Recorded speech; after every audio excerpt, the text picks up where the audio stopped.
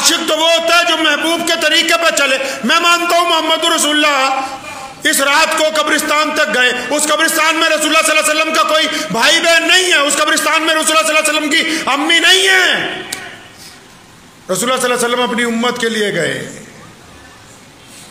वो तो रात के अंधेरे में गए, अपनी उम्मत के लिए दुआएं मांगी। तुम तो मोटरसाइकिल पे जाते हो चीखते चिल्लाते टोलियां बना के, तो क्या ये सुन्नत के मुताबिक है? वो तो गए, उनके लिए कुरान पढ़ा वहां जाके। तुम जाते हो गैरों के तरीके पे मोमबत्तियां गाड़ के फूल डाल के तस्वीरें खींच के फेसबुक पे डालते हो, क्या ये सुन्नत के मुताबिक है?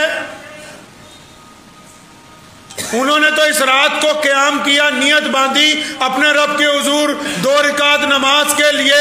तुम जाते हो जलसे करते हो और जाके जलसों में बाहर रसगुल्ले खाते हो, गुलाब जामुन खाते हो, बिरयानियां खाते हो, और जो शायर कलाम पढ़ता है जिसका मकसद सिर्फ पैसा कमाना है,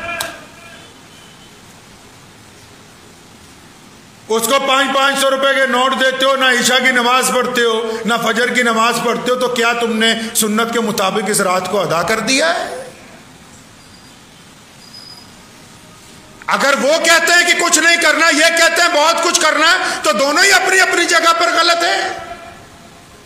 जो करना चाहिए वो करने के लिए तैयार नहीं, और जो नहीं करना चाहिए ये वो सब कुछ करने के लिए तैयार हैं। तो इसका मतलब दोनों ने ही एक खूबसूरत मौका, अल्लाह ताला मौका अता फरमाते हैं बार बार अपने बंदों को अपनी तरफ बुलाने का। अल्लाह मौका अता फरमाते हैं, तकलीफ पहुंचती है ना, अल्लाह ताला मौका देते हैं कि बंदा मुझसे रुजू करेगा, लेकिन बंदा तकलीफ पहुंचने पर रुजू नहीं करता, दुनिया में उसके कसूरवार ढूंढता है कि कौन कौन इस तकलीफ के कसूरवार है। अल्लाह से रुजू नहीं करता। मुअज्जिन कहता है हय्या अलस सलाह, अल्लाह मौका अता फरमाते हैं आ जाओ कामयाबी की तरफ। बंदा उसको नजरअंदाज करता है, अल्लाह ताला तो बार बार मौका इनायत फरमाते हैं। साहिल दरवाजे पर आके कहता है कि अल्लाह के लिए कुछ दे दो। इमाम अबू हनीफा ने लिखा है कि सदके के इतने जबरदस्त असरात देखे, फरमाया मैंने ऐसे लोगों को देखा जो बिल्कुल जालिम किस्म के थे, वो भी जब सदका देते थे तो उनको भी फायदा हो के ही रहता था। अल्लाह बार बार मौका देते हैं कि चलो आओ हम तुम्हें मौका दे रहे हैं बख्शने का, आओ हम तुम्हें मौका देते हैं माफ़ करने का, हम तुम्हें मौका देते हैं अपने आप को सुधारने का, हम तुम्हें मौका देते हैं नेक बनने का, हम तुम्हें मौका दे रहे हैं अपना मिजाज बदलने का। लेकिन बंदा उन मौक़ों को ज़ाया करता है। ये खूबसूरत मौका है शाबान का महीना, और शाबान में ये शब जो है उससे भी ज़्यादा खूबसूरत रात है कि इस रात में हम अपने रब को मना सकते थे। तो जब बंदा किसी को मनाता है तो कैसे मनाता है जी? हमारी किसी से बिगड़ी हुई हो, हम अगर वो सड़क पे मिल जाए तो इस इंतज़ार में रहते हैं कि ये थोड़ा साइड को हो जाए, वहाँ बात करेंगे। पीछे पीछे चल के जाते हैं कि अपने घर पहुँच जाए, वहाँ बात करेंगे। क्यों? अगर सरे बाजार इससे बात रखूँगा, अपना गिला करूँगा, ये मुझ पे गिला करेगा तो 10 लोग और सुनेंगे।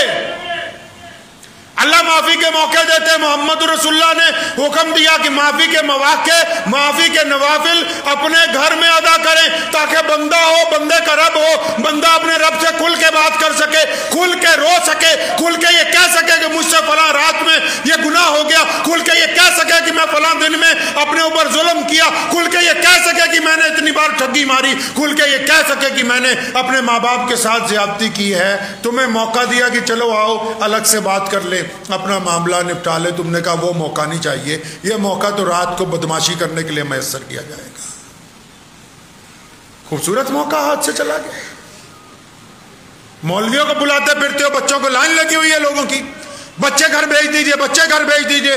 कुरान शरीफ पढ़वाना, जितने बच्चे मर्जी मदरसों के बच्चे ले जाओ, उनको भी पता है कि पूरा पारा पढ़ने की जरूरत नहीं है।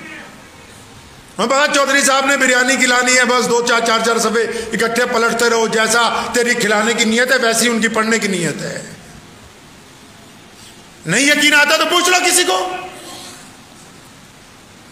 बिल्कुल हैरत की बात है कि आप चाहते हैं इस्लाम दुनिया का सबसे जदीद मजहब है, इस्लाम टेक्निकली बात करता है, इस्लाम रिवायतों की बात करता है, इस्लाम कदर कीमतों की बातें करता है, लेकिन आप इस्लाम के साथ पैसे की बात करना चाहते हैं।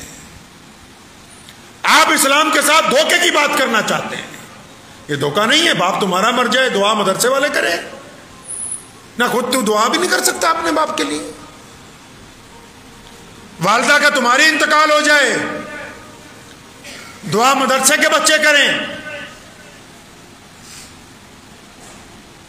घर के अंदर परेशानी हो जाए, दुआ पीर साहब करें। बदमाशी तुम करो, सूद तुम खाओ, बेईमानियां तुम करो, लोगों के दिल को तुम दुखाओ, पड़ोसियों से रियाकारी तुम करो, भाइयों के साथ दुश्मनियां तुम निकालो, दुआ तुम्हारे पीर साहब करेंगे। वो भी अगला भी कहता ठीक है, जो जाने 20-25 हज़ार मिल जाते तो दुआ ही करनी थोड़े लिए कि अल्लाह इदा का मुरीद कायम रहन। जिदा का मुरीद उदा का पीर है। फिर अगला भी कहता ठीक है, बस माशाअल्लाह सुभान अल्लाह, तुम हमें पीर कहते रहो, हम तुम्हें अच्छा मुरीद कहते रहे।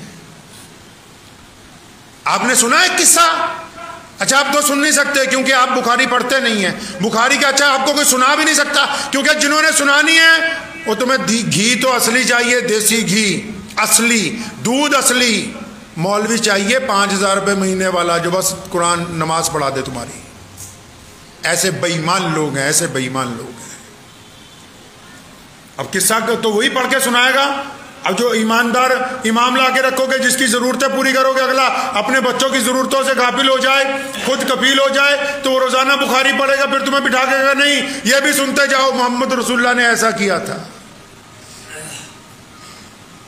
अब हमें पता लग गया कि नहीं, प्रधान जी को वो वाला मौलवी अच्छा लगता है जो 2-3 दफ़ा तारीफ करके गया, माशाल्लाह बहुत अच्छा पत्थर लगाया मस्जिद में। मौलवी दे करने आने भावें मुखे मरते रहने, मस्जिद में पत्थर अच्छा लगाया है। गरीब चाहे खाली लौट जाए,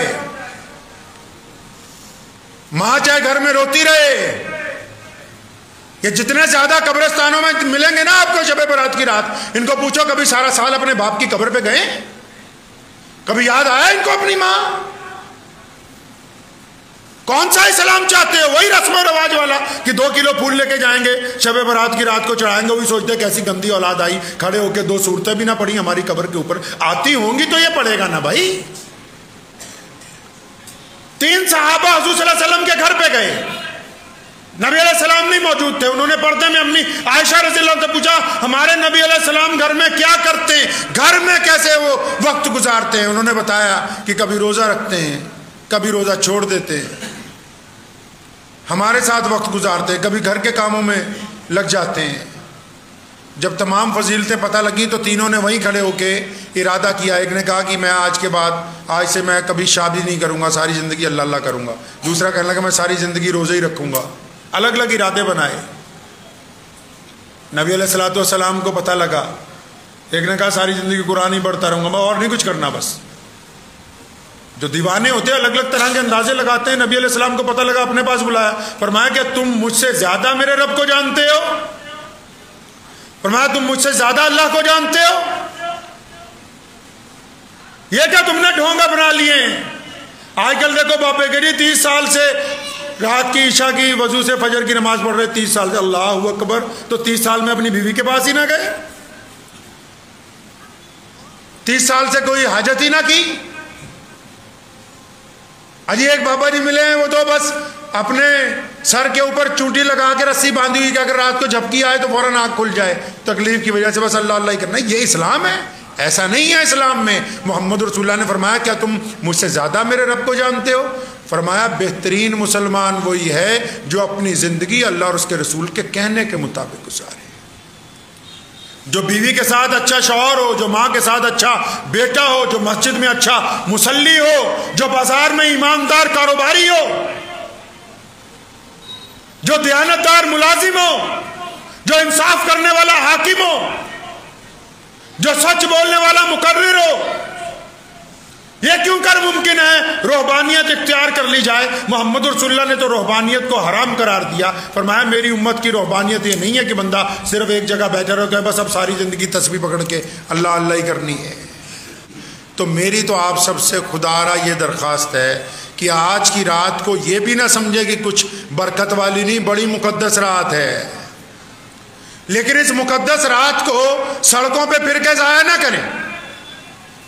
इस मुकद्दस रात में अगर ज़्यादा ही पैसे खर्च करने का शौक है, किसी गरीब के घर में दे आए जहाँ चूल्हा नहीं जल रहा है, और वाकई आप अल्लाह से माफी मांगना चाहते हैं तो व्हाट्सएप पे तो सुबह से आप लोगों ने चला ही रखा है कि शब बारात की रात है, गलती हो गई है तो माफ कर दो।